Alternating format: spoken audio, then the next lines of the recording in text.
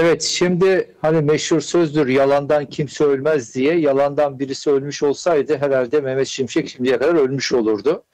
Dolayısıyla da dönüp baktığımızda bu büyüme rakamı üzerinden tabii ki hamaset yapması normal. Çünkü 2 yıldır sürdürdüğü politikalar ekonomide herhangi bir istikrar sağlayıcı ya da düzeltici etki ortaya koymadı. Koymadığı için de zaten her ne kadar bu TÜİK eliyle üretilmiş rakamlara baksak bile gerçeklik bundan çok çok uzakta. Bunu hepimiz biliyoruz. Bir kere şöyle bir hesap yapayım size.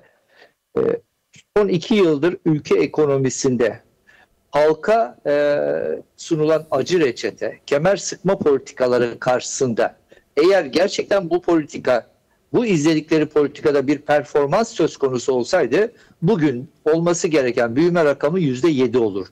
Evet. Yani dolayısıyla bunca kaynak yarattılar. Nereden yarattılar?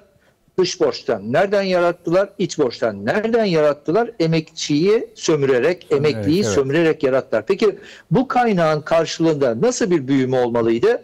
En az %7 olmalıydı. Ne oldu? 4,8. Onu da nasıl sağladıklarını biliyoruz. Ağırlıklı olarak sermaye döngülerinden sağlıyorlar. Yani finans sektöründen sağlıyorlar, hizmet sektöründen sağlıyorlar. Yani iş gücü, istihdam artışı ya da farklı refah artışları yaratacak büyüme etkilerini burada göremiyoruz. Peki ne oldu? 4,8 aslında bu bedele, bu maliyete, bu toplumsal maliyete rağmen ülke ekonomisinin aslında yeterince büyümemesi sonucunu doğurdu. Şimdi bu yeterince büyümemenin etkileri daha fazla aslında yoksulluk demektir, daha fazla işsizlik demektir, daha fazla dış borç, daha fazla cari açık demektir. Ve tabii buna bağlı olarak da bütün bu istikrarsız göstergeler enflasyonun da aslında bir türlü aşağı çekilemediğini gösterir. Bakmayın siz TÜİK rakamlarına, ENAK rakamlarına bakmak daha sahicidir. Yani halkın gerçek anlamda yitirdiği satın alma gücünü, katlandığı hayat pahalılığını en iyi bize şu an için ENAK rakamları açıklıyor. Kaldı ki o da bir ortalama rakam. Yani ona baktığınız zaman ülke ekonomisindeki bu kadar adaletsiz bir gelir dağılımı olduğu için şunu söylemek istiyorum. Halkın %80'inin katlandığı yoksulluk bu rakamların yine daha üstünde bir enflasyonla karşı karşıya kaldığını gösterir. Hele hele son %20'ye baksak, en alt %20'ye baksak onlar için durum daha da vahim. Neden? Çünkü çok ciddi bir gelir dağılımı adaletsizliği var. Evet. Çok ciddi bir servet dağılımı adaletsizliği var. Şimdi en başa tekrar dönersek, şimdi gelir dağılımı bu kadar adaletsizken, servet dağılımı bu kadar adaletsizken siz 2 yıl boyunca bu programı uygulamışsanız, siz servet sahiplerine bu kadar kaynak aktardıysanız bu servet sahipleri bu parayla ne yaptı? Devlet bu parayla ne yaptı? Demek ki yaptıkları işlerin ülkeye hiçbir hayrı yok. Çünkü büyüme rakamı ortada. Dolayısıyla talan ekonomisi, rant ekonomisi yoluna devam etmiş ve bu 2 yıllık toplumsal bedelin, toplumsal maliyetin yaratmış olduğu tahribat daha da derinleşmiş. Peki. Değerli Temelli, şimdi siz de bahsettiniz %20'lik en alt tabakadaki yoksulların durumundan ki halkın neredeyse %60'ın üzerinde ki bir bölümü şu anda yoksulluk sınırının çok altında yaşama ile mücadele ediyorlar. Siz de parti olarak önümüzdeki süreci de biraz konuşacak olursak, barış ve demokratik toplum sürecini şu anda ağır aksak da olsa yürüyen bir süreç var. Ve özellikle bu süreç içerisinde talepleriniz var, barış talebiniz var. Yanı sıra yargının bağımsızlığı, adaletin gelmesi gibi talepleriniz var. Şimdi DEM Parti'nin özellikle dile getirdiği bu taleplerin gerçekleşmesi durumunda ben halkın sofrasına nasıl yansıyacağını sormak isterim size. Çok çok önemli evet. Bir soru bu. Yani gerçekten şimdi Türkiye'de Kürt sorunun demokratik çözümü dediğimiz meselenin aslında herkesi ne kadar doğrudan etkilediğinin belki de en önemli meselesi bu. Yani sizin sorduğunuz bu soruda saklı.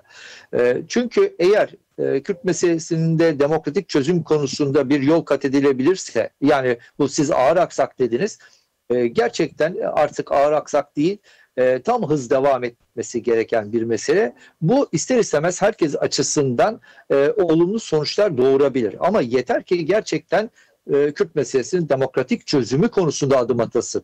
Çünkü Kürt meselesinin demokratik çözümü demek ekonominin de demokratikleşmesi demek.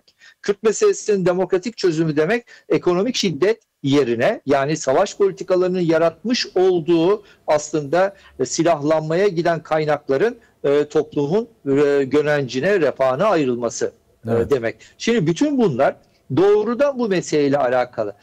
Sayın Öcalan'ın ortaya koymuş olduğu bu sürece dair perspektif o yüzden herkesi ilgilendiriyor. Hem Türkiye'de hem Orta Doğu'da hem dünyada. Yani savaşsız çözümleri üretmek, bir arada yaşama dair çözümler üretmek dediğinizde doğrudan demokrasiyi, hem de mutlak demokrasiyi işaret ediyorsunuz. Şimdi mutlak demokrasinin, doğrudan demokrasinin var olduğu bir yerde böyle bir sömürü mekanizmasının olması mümkün değil.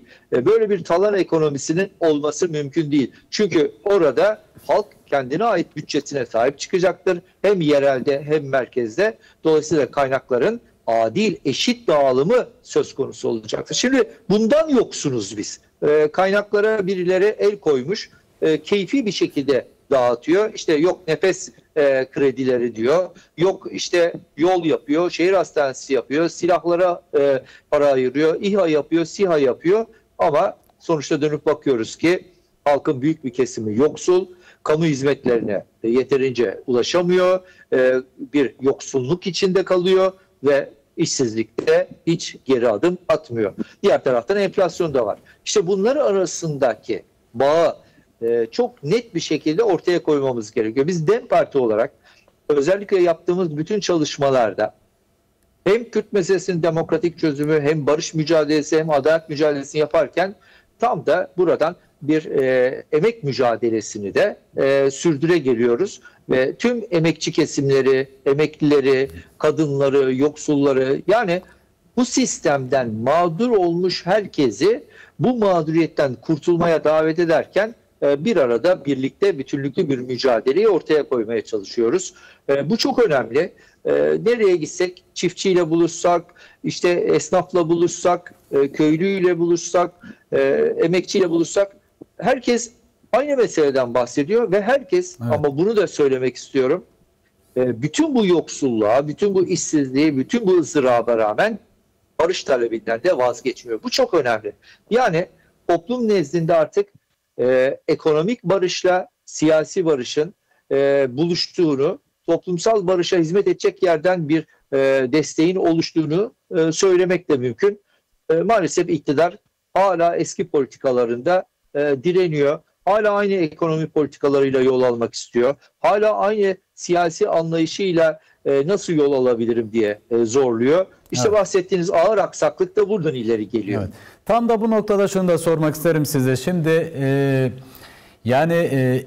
iktidarın ağır aksak hareket etmesi o bir tarafı, ama esasen yani eğer insanlar, halklar barışı istiyorsa, adaleti istiyorsa bu uğurda mücadele etmesi gerektiği yönünde değerlendirmeler var. Ki siz de katılıyorsunuz bu değerlendirmeye.